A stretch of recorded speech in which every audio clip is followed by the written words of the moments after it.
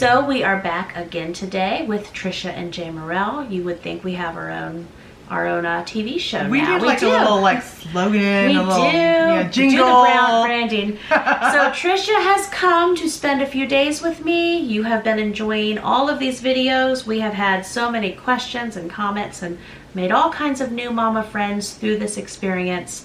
So be on the lookout for the video. We're not done. We still are doing more filming.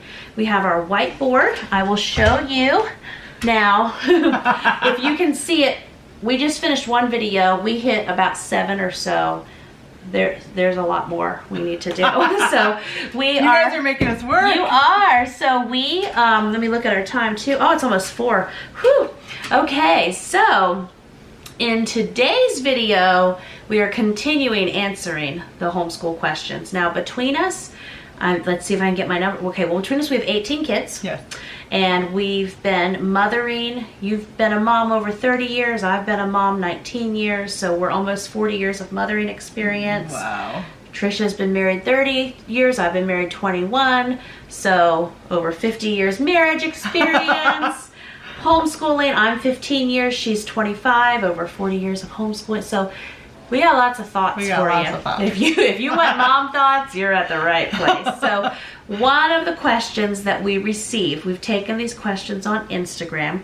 And if you have more questions for us and more things you'd like Tricia and I to chat about, just let us know in the comments. I'll fly back. And you'll have to fly back, or I'll go to Arkansas. Yeah, come to Arkansas. Or we'll do something. Ooh, let's meet up in the middle and at a spa. Let's go to Nashville. Yes, exactly. Tricia and I will do the hard work of working out, getting together again, and we will do 10 more videos. So a question that we got that struck me that, oh, moms need to hear this, is a mom wanted to know, now I gotta scroll down.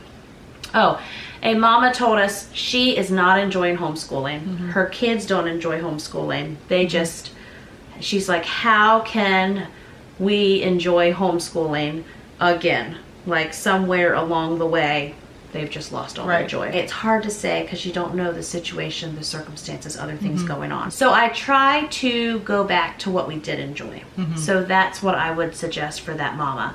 If you enjoy nature walks, if your children enjoy going to the garden center or Lego time at the library, just look for ways that you can, hey, if you could just do what you and your family enjoyed for the day, what would that be? And sew in some time along those lines. I mean, if someone's really struggling and really burnt out, and if you as a mama are burned out, you just need to go back to what you enjoy first off. Yeah. And relieve some of that pressure. Yeah, and I think there's certain things that weren't working that was frustrating everyone. So it's thinking like, why isn't this working? For example, where I'm homeschooling, I was homeschooling 7 kids when this was going on. And I was like, okay, everyone needs to be up by 7:30, start school by 8. Like I had a rigorous schedule, and they were not loving having to wake up immediately, eat something quickly, and get in to do school.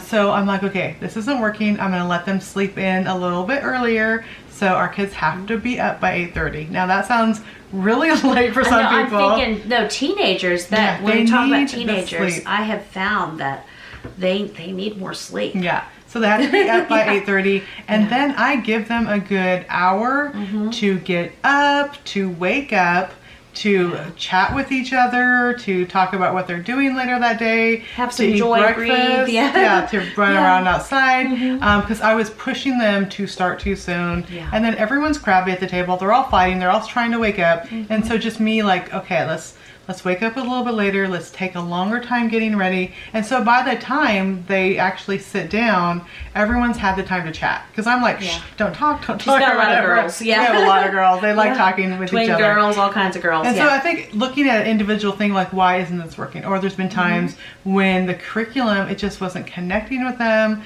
And so it's like, let's try something else. Let's not do these work weeks. We switched math a couple times. Yeah. There was a computer-based one that they didn't like. They just wasn't, they weren't liking it. We did a workbook one that didn't work. And then now we're doing Math UC, which they like a lot better. And so it is kind of get expensive when you have to kind of switch things up. Right. But if they're not enjoying it and it just becomes a struggle, over that curriculum. Like, don't throw in away homeschooling. Right. Try a different thing that can Yeah. work better for your kids. Right. And then sometimes it's like, okay, we're going to set aside all these things, and what do you want to learn for the week? Yeah. Or how can I help you do some fun things that you do want to learn? So one of my girls is teaching herself Korean. So she's all into anything Asian. She loves it, and drawing and all this kind of stuff. So I bought her some Korean stuff, and I bought her some drawing books to draw anime. And so all the anime, yeah. even when I'm reading out loud, she's drawing anime. So it's bringing stuff that she enjoys doing and allowing her and giving her a chance to learn those things too. Now, like, we're not all learning Korean, but I'm gonna, like, if she wants to do that, feed that interest. Yeah. And I think, I know sometimes what we have done is if we've just been hitting it hard and it feels like, okay, we need a break, then we do call a pajama day. We do get all the best movies out. I know a few weeks ago I showed on Instagram we were watching Fiddler on the Roof. Yeah. Then we went through and watched, oh my goodness, 7 Brides for 7 Brothers, but I hadn't watched that with all the kids, and we can talk movies too. I'm like, oh, this storyline, they're stealing the brides. I don't know. I remember this being a good classic, but anyway, just go through and Sound of Music and just veg out on all those wonderful movies. So it's still educational. Yeah. I mean, whenever we watch Fiddler on the Roof, we're going through all kinds of history there and deep conversations. So, but I can stay in my robe and have my feet up and get a mama break too. I mean, sometimes we'll do a baking day. I'm like, okay, that's fun. let's all bake, and we're all measuring, we're all doing things, and so I'm like, Bake okay, all well, day. let's just finish this one thing, then we'll go bake, and they love it. Another thing too, I think sometimes when we get burnt out and we're grumpy and we're grumbling about things, the attitude just kind of carries out. Yeah, well, but there's been days like, I don't want to do this, I'm tired, and I think a part of it is we're trying to do too much. Yes. And like, homeschooling is a full-time job. Like, it's a full-time. Yes. And then if we're running here and there and our schedules are full and we're doing too much, and so I've had to many times, like, what can I cut from my schedule? I need to take a step back. What is really important? We try to only do one activity at a time per kid, so we're not We're running. learning that. Yeah, We're learning that all those again. places. Yeah. But when you're tired, Yeah. you're just tired, and plus having the kids and the noise. Okay, this is another thing. Take notes. The noise level of all the kids, like, there's times I'm like, just 20 minutes, I'm gonna go lay down, and I'm not even sleeping. It's just my door is shut and they're running and playing and doing their thing. Maybe it might be lunch break or something, and I'm just like, let myself calm down just from the noise of kids Mom all the 20 time. minutes, So yeah. and I know, like, my body needs that to refuel, because if I've just spent 2 hours reading and then helping with kids and doing all this stuff, then my mind's like, okay, we need a break here. And give yourself that break. Have a babysitter come over and go to coffee with a friend. We need to Fly for many states away. exactly to Go be from with a Arkansas friend. to Virginia. Exactly. Go out to dinner. That's right. We're just partying. Yeah. And I know something, a woman's health nurse practitioner I saw recently was just telling me about the statistics with those with adrenal fatigue. And she said that it has been that, like, special needs moms are like #1 because you're just doing and handling so much. But she said now homeschool moms, and I forget, she gave another demographic. Probably within adoptive moms. Yeah, that probably. would be my And, well, guess. she said that the category now fighting for first place that she sees is homeschool moms. So she was just saying things such as, like, when we're doing read alouds, so do this, Tricia, if you don't, we need to put our feet up. She said that whenever you put your feet up, it releases strain on the adrenals, and even doing 15 minutes a day of your feet up can drastically improve that. So she's just seeing so many worn out, adrenal fatigue homeschool I think moms. that's true, because you don't give yourself a break. Right. And so I've been, as we sit around this table and we're doing read alouds, I've been trying to, like, okay, scooch over in that chair a little bit. I usually put my feet up in the chair that Tricia's sitting in. Yeah. I'm just trying to put my feet up. Yeah, I put my feet on my dog. So there you go. Our family dog has become my dog, because he likes me the best. Oh, yeah, he knows you're the He knows mama. I'm the mama. So he lays under my feet, and I kind of, like, rub my feet on his fur as I'm reading. It's just like this relaxing Homeschool dog. Homeschool dog time. Yes, that's wonderful. Okay, so then another question that we received is how to be more confident in your homeschooling and your motherhood. And I think part of what Tricia and I were talking about is you build confidence over time. Yeah. I know even with homeschooling, it took me 2 to 3 years to feel like we were really doing it. And so by the time we were in our 4th year, I mean, I was confident that no, they are learning, they are reading, they are progressing in math. They do have excellent social skills. Yeah. I mean, we can do these things. And so I didn't have that in the beginning. Right. You don't when know. I just had a 5-year-old, I had to go through the experience. And I think when I get different motherhood questions from moms, they're like, well, how do you handle this? And potty training and adding, I think one of our questions somewhere was adding a new baby in when you only have one child and everything. And I just go back to say it's probably a not helpful answer, but I feel like I'm an old goat mama now. Like I've been through, like I also, Tricia's done this 4 times, but I have a fresh reminder because I have a child now who's an adult. And I mean, within 10 years, I'm going to have 5 or more children out there that are adults. So when you get to this stage of the game, you have a fresh reminder on how short time is and how quick it goes. I mean, really, if I have no other children, in 10 years, we will have a 13-year-old, a 15-year-old, and a 17-year-old. That's all we're going to have. And we would have launched so many kids by that point. Yeah. So I know now how precious the time is and how to, my goal is to make the days count. They say that days are long and I was thinking of that too, because I think my confidence now that I have 3 adult kids, I'm like, Yes. they turned out, they went to good. college, they're Yes. good kids, we have good relationships, they love Jesus. So that has given me confidence with my younger kids. And also I've got to check on a chicken. I'll be right back. Oh, we gotta look at the chickens. Also knowing like what is important and focusing and like not battling over things that aren't going to be important. Like making sure their rooms are perfectly clean or having matching socks. So, you know, my older kids, I've had everyone match up the socks. Now I'm like, get some socks on your feet and get out the door. And so I think it really matters when it comes to having the older kids and seeing that, okay, this does work out. They are going to be able to go to college. That really makes a huge difference. It was so cute with Amelia there holding this black and white chicken. The chicken's name's Boomerang. You can check my Instagram. There's a hashtag Jamerrill's chickens. Chickens are great for raising kids, apparently. Yeah, they are. So what's your story? Okay. I had to get mom distraction. So we're talking about confidence. Yes. And I think lack of confidence comes when we compare. Oh, yeah, comparison. So we often compare our weaknesses to other people's strengths. Because I Okay. could be here, I'm like, look at she's doing this and this, and I'm not doing that, and I feel But horrible about Tricia's written myself. 76 books, so. Yeah. So we compare. So when I had 3 little kids, my husband had a really good friend from work, and his wife was homeschooling with 3 little kids. And my husband said, "You will love Tara. Go. We need to have them over for dinner." But I had met her at a Christmas party, and she had her own garden. They had their own beef that they processed. They went hunting. She made her own sausage. She made her own pie. She did stamp her God own bless cards. you, Tara. And I'm Yes. like, I just felt so like I cannot keep up with Tara. And so for 3 years, I'm like, oh, we'll get around to having them over. Finally, one day I was praying. I'm like, God, you know, just our family we need to reach out to. Their names popped in my head. So I called her. I'm like, would you guys like to come over for dinner? She's like, I'll bring I just made fresh peach pies. I'll bring one. I'm like, great. Yay, peach pie. So they came over. The funny thing is, like, she was there 2 minutes, and we were like talking, like, whoa, like we'd known each other forever. Right. And we became best friends. And still, she lives in Montana. Every time I go, I see her.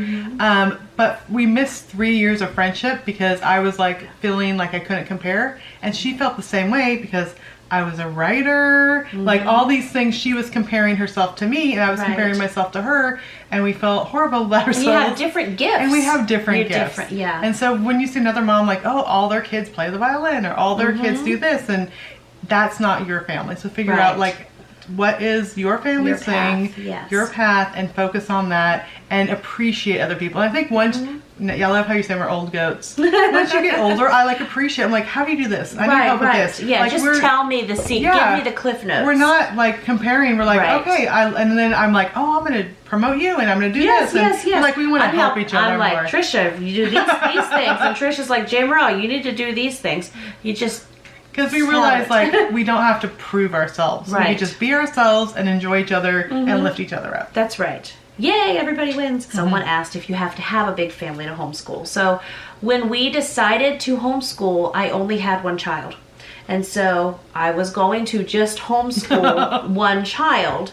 And later on, I mean, a whole other story, we've just continued to add kids. So, and there are people, one of my good friends had one child, homeschooled her all the way through. Yeah. She's, I think, out of college now, and it was just a wonderful experience. I know they went to Yeah, you don't have to have a big family. You don't here. have to. So, long story short, you don't have to get the van. Now, Tricia got the big family later, Yeah. but you homeschooled three kids. Yeah, 3 kids all the way through. And then it was so fun, she got 7 more. Yeah. So fun, because I was just bored. Right. So another question we have is our favorite homeschool curriculum. So I have loved Sunlight too. Let me also say there's just so many wonderful ones out there. There's so many great I usually things. tell moms though, if they're like, Jamerrill, what can I get just to get started? So I usually tell them about My Father's World and Sunlight. And then also we have been working with a curriculum this year called Master Books, and I really love them. Then I think maybe that's a bored homeschool mom thing. Yeah. Because I have a lot of books. I think I own just about everything Sunlight has. Yeah. And so I was like, oh, but I really like Master Books too. So we've added that layer in so far. Only 2 months in with it, but I don't hate it yet. So there's and 5 in a row is fun too. Oh, 5 in a row, yes. So you read a book 5 times, the same book 5 times. It's like storybooks, but then you do different things. So you can cook with it. You learn about the country. That's a fun one too. Different facts. So Yeah. we're doing mostly Sunlight this year with all our kids. It's wonderful. Yeah. So. I throw in a couple extra books and stuff in And there. then, like, math-wise, I know we've used, out of all the math curriculum, I think we've used Math You See the most. I think that's been the easiest Yeah. for my kids to learn. And we've done teaching textbooks. I have some kids who like teaching textbooks, and some kids, like, it just wasn't their thing. I'm trying to think what else we've used Rod and Staff. I have one kiddo using Saxon math, so. I did the Switch on Schoolhouse, and that with my 3 kids that were able to just read and get it done, and my daughter would get all her work done in like 2 hours. That's the one that ended up going to college when she's 16. Because Right. like college was 16. she was just good.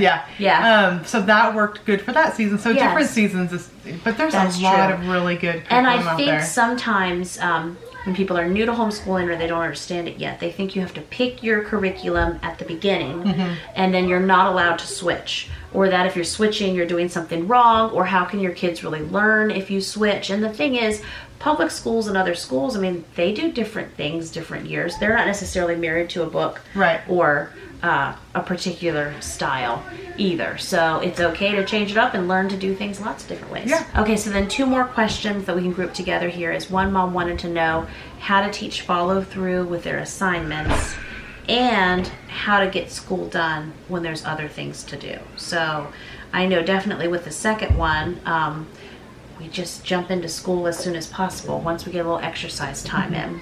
And I think it has to be a priority. Yes. So I try not to schedule stuff during, like, these are our school hours, so from 8 to 12:30, I'm not going to schedule stuff. Yeah. We don't have plans. That's just what we do every day, and the kids know that's what we do every day. So if you do one day, you do it. One day you don't, then everyone's like going to complain when you try to do it. But if that's just your routine and you get up, sometimes Saturday mornings my kids are doing the routine. I'm like, it's Saturday. They're like, oh wait, it's Saturday. Yes, exactly. That's the big thing too, is having a good routine. I like to have a scheduled routine, and so I will do like my mama to-do list brain dump on my whiteboard for myself most days of all the things I just get as I can, but then we have our routine that we run through every day. Yeah, and I think, like, I mean, we're both working at home. There's lots of stuff we could be doing, but this is our season. This is our priority. And then for those types of things, I'm like, I'll think the night before the one thing I need to do for work. Or the one thing I need to do for... And that can be done later. Like an errand. Yeah. So sometimes when you look at the whole list, it gets overwhelming. So I'll take like whatever I need to call and make this a doctor's appointment. Yes. I need to answer this email. And then once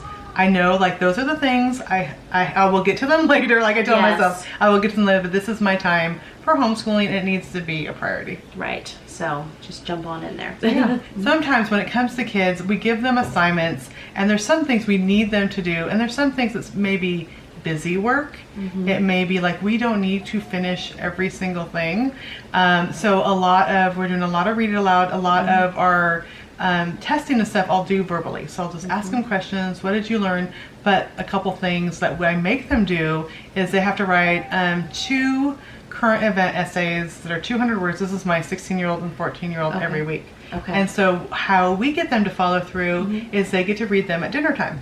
Okay. So around the table, and they like that because Yes. they have their little journal. So in their journal, every day they have to get a current event. And I love World Magazine. Okay, that's a good one. It's a good Christian magazine. Gives you the world perspective from a Christian perspective. There's also World Teen, which we have a subscription to, and so they get to read a news article and summarize it in their words. And so then at dinner we'll say, go get your article that you have to share, and they'll pull out their little journals and they'll read it to everyone. And they love that everyone's learning because everyone gets to hear about the tigers and wherever and this and that, whatever the subject is, they're learning about it, but they're sharing what they're doing. So kind of giving them different motivations for wanting to get it done, and praising them when they do get it done, instead of just always on them for not doing stuff. Yes, definitely. And like I was sharing with Tricia earlier, may go into play a little bit here, but we had a situation just this week where I had 2 children do an assignment well, and then a third nameless child was tired by that point. Like, I just knew as a mama it wasn't disobedience or anything else. Like, they were just done. They were mentally done. We had done a lot of other things, so I adapted that assignment for that child. I was like, okay, these 2 did it this way. Now, you can draw me a picture and write a sentence or something that was gentle, but still let it end on a positive note. Yeah. So they still had that, still felt like they completed something as well. So Yeah. And I think it's important too, if there's maybe a larger assignment, say for a high school student, teaching them how to break down. Okay, let's break this down. Okay, you have to have 1,000-word story by next Friday. So this day you're going to brainstorm. Nothing personal, just tired mom. This day you're going to make ideas of what you can write about and help them break it down, because when they get to college, Right. The teacher will tell them these are assignments, but usually in college, I've seen with my kids, they'll have a larger assignment that they have to do, and they do need to learn time management. So it's a great time to teach them time management too. So the next question is how to make sure that our children are staying on grade level. Okay, so the interesting thing is grade levels are subjective to individual schools. Okay. So even different schools, they are doing different things at different grades, and in different curriculums. So there's no like universal rule that says all children must read at 5. Right. Like in See? Arkansas, they usually start kindergarten at 6. Wow. Which is something. And in Virginia, 4 and 5. Yeah. Yeah. So it's different. So grade level, and then also the books. They'll have different levels on them. You want to make sure they're like within a year or so, but like they need up or down. But some kids are going to pick it up. When I was struggling as a young homeschool mom, an older homeschool mom said if they're struggling to learn something like multiplication tables or math facts or whatever, reading, wait 6 months. Because sometimes they just aren't mature enough developmentally to do that. And I've done that. Like, okay, we're just going to put this aside for 6 months. We'll come back to it. And pretty soon, 6 months, if they can get it, their mind is ready to learn that thing. And so that is really helpful. Also, I found with a lot of homeschool curriculum, even though that is grade 4, it's actually more advanced than maybe what they might have in public school. Okay. So I found with my kids when they did a standardized testing, because when we were in Montana, they had to do standardized testing. They were kind of up a grade level, even though that was the curriculum. So like every curriculum is going to be different. Yeah. And so just know that, like, know your child. And now if they're really struggling, that's when you might need to go to talk to your pediatrician, go to a doctor, get some testing done. Which I think, and do you have something? Because we could lead into ADHD. Yes, so another mom wanted to know about ADHD tips with homeschooling, and this is where I just sit at Tricia's feet. And we have. Okay, here we go. Yes. So before, when I just had 3 that learned really well and didn't have ADHD, and there's ADHD that is hyper. So there's active, and they're hyperactive, and then there's ADHD, which they're not bouncing off the walls, but they just have a hard time concentrating. So I have both types of kids. And double fun. Double fun. Yeah. So when we brought 4 girls in, all of them were on ADHD meds. And so I'm thinking they just need to learn better. We just need to eat better. Which some of those things, some foods do trigger that. I mean, research it, look into that. But our girls had come from trauma backgrounds. And then some kids, just the brain chemistry, they just are developed different. And so the doctor, sweet lady, leaned forward and she says, because I'm like, how soon can they get off this medication? Right. And she says, let me explain it to you and then we can talk later. I want you to keep them on it. And she says, basically, their brains, okay, this is our comfort zone. We like quiet, we like peace, we like, this is where most people are here. Kids with ADHD, their comfort zone is here. It's like they need something to stimulate them. So they need activity, they need noise, they need physical contact. This is their comfort zone. And so when we're wanting them to be calm, that's not comfortable, their brain wants to be up here. So the ADHD medication gets their brain stimulated and it actually brings them down. So it's a stimulant that calms them down. And because my kids, they just developmentally during pregnancy, during early childhood, trauma, moved around in foster care, that was their level of comfort. Right. And so it helps them to calm down. We also have anxiety stuff, so that we have some medications for that, and it is it's been very helpful, and we do monitor it. So just know that just because someone says maybe try medication, that you're not a bad mom. Right. You don't have a bad kid. And so with our younger 3, our little guy was the bouncing off the walls, would wake up in the kitchen and like slam cabinets. It was just, and everyone's like, stop that, calm down. We're trying to do school and he's loud and hyper. And the doctor says, well, we might try medication. I'm like, no, it's okay. So we waited a year. And then finally I'm like, okay, we'll try it. And it was a very low dose. And all of a sudden he's sitting there while we're doing read out loud. He's learning. He's able to start reading. And I'm like, okay, I wish actually that I hadn't waited a year, because he was getting in trouble a lot. We were doing a lot of disciplining, and you need to go sit over there and you need to be quiet. And then they do feel like they're a bad kid because something's wrong, when really that's just how their brain is. I know an adult now in his 30s, and I believe he started on ADHD medication when he was 7. And that's when his mom took him out of public school to homeschool him as well, to give him that one-on-one attention. And even in his 30s, very creative. He has a YouTube channel. He still continues on his medication, and it helps his brain, because he's just one of those creative types where it has to be up here all the time. And we have ones that aren't hyper, but I will know that they're not concentrating. So they're sitting there quietly, but nothing I'm saying is getting through. And I'm like, did you take your meds? And no, they had to take their meds, so they're not able to process. So there's the 2 different types. So another question is how to help a child with reading. So I know now I'm going through phonics with Daniel and Amelia together, grouping them together. And with my other kids, we're at the ages and stages where I give them time every day. So this is to help build reading, the love of reading and reading fluency, is to give them time. No, we're going to have 30 minutes now of quiet reading time, because I read to them, but they still need their time. I've had children who have read at 3 by nothing that I've done, and then I've had kids that have read at 9. We've been all over. So I know back in the day I did a lot of hooked on phonics stuff, because I found that on sale at Big Lots. I know we've also used All About Reading and All About Spelling. So they all love reading because they love being read to. And so now we're doing a lot of going to the library, picking out your own books, and giving them time to read in addition to everything else. Yeah, we go to the library too. We love that. And I think, like you mentioned, get a good reading program. I've even had friends, 100 Easy Lessons. It's a book. And it just takes you every day. I had one that read at 3 because I was teaching her brother. That's how ours read. Yes. So and so some kids will just get it. And then, but if they are, getting up to, our kids were, 7, 8, and they're not reading, they're having a hard time with those. When they're writing, they're flipping letters. That's a sign. Like, get them in, again, get them tested to see if there might be some learning disabilities, because there's nothing more frustrating than they cannot physically do it, and we're like, just remember the letter.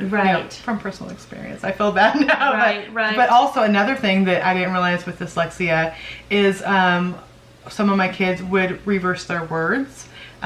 So like, or say things weird. So ninja Legos would be Gingerwegos. You know, all those cute little things that you think is just a kid. Well, a lot of his words were flipped around. And so that is actually a processing sign of dyslexia. And as much as we would tell him, he would still get the words. So if there's that type of stuff too, that's actually get them tested because it could be dyslexia. Okay, perfect. So we may have had it and just worked on through it. And worked on through it. That happens. That happens too. Yeah. So Tricia's new book is The Grumble-Free Year, and we've been talking all about this. But let's talk how to have a grumble-free homeschool. Yeah. How does this work? How could we apply this? And I think that is so important. It's okay. So some of the principles in the grumble-free is, first of all, we need to realize like how serious God takes grumbling. And you know, it talks about in the Bible over and over, you know, do not do everything without grumbling and complaining. I say that a lot. Do all things without grumbling, fault finding, and complaining. Yeah. So there's scriptures in there that our kids have memorized. We went through and read about the Israelites and all the grumbling. But when it comes to homeschooling, one of the things is expectations. And so what are we expecting from our kids, and is it even possible? Like we have often so many high expectations, or we have expectations that our day is going to go a certain way, our homeschool day is going to go a certain way, we're not going to have interruptions. I remember just the other day, there's one interruption after another, and I finally sat down and started to read out loud, and the guy that sprays for bugs in the backyard was starting. I'm like, really? And the kids are like, you're grumbling. I'm like, oh yeah, but it's not like things happen. Life happens. And so just realize like this is an everyday life. We're a normal family. We're not going to just be able to fly through all these things. There might be a kid with learning problems. One of the kids might get sick. We might get sick. There's all those things. So just realize that we don't need to have those expectations. And then turning it around and turning it to Thanksgiving and turning it to praise and spending that time, you know, just thanking God, reading a psalm in the morning and just realizing like we are so thankful for God creating us and who He is in our life. All those things can help us not to grumble. And then also, I think we as a parent and as a teacher, we're not only trying to develop their character, we're trying to teach them, and it gets easy to kind of grumble about their work, or you need to do this, or you need to sit down, or you know, you need to be quiet, and we're on them all the day without praising them and really appreciating what they're doing. So, wow, you really wrote your name neatly, or great job, you finally figured out how to do a cursive S, or just giving them a lot of praise during the day really helps lift everybody up and make it a good day. And when we spend time like having the quiet time with God and filling ourselves up, then we have stuff to pour out into our family. So all those things just lead to less grumbling. It does start with us, and it does start with us training our kids. Yes, the grumblefreeyear.com is where you can go. It'll be linked down below, but all kinds of, are they still getting the free gratitude journal and free printables that go along with it too? So that's wonderful. So thank you for listening to Tricia and Jamerrill go on and on and on with more homeschool tips and questions. Hey Daniel, how you doing, buddy? Oh, you got some floss. That's just what we need. So we will be down in those comments below, and we will chat with you and answer all your questions. And if you have more questions, again, Tricia and I would like to plan other getaways. So that would work. Please leave us some more, and we'll just chat it up. And have you enjoyed the chickens? You been digging? We love chickens. We love. Okay, so we'll see you next time with another brand new video. Bye-bye. Bye.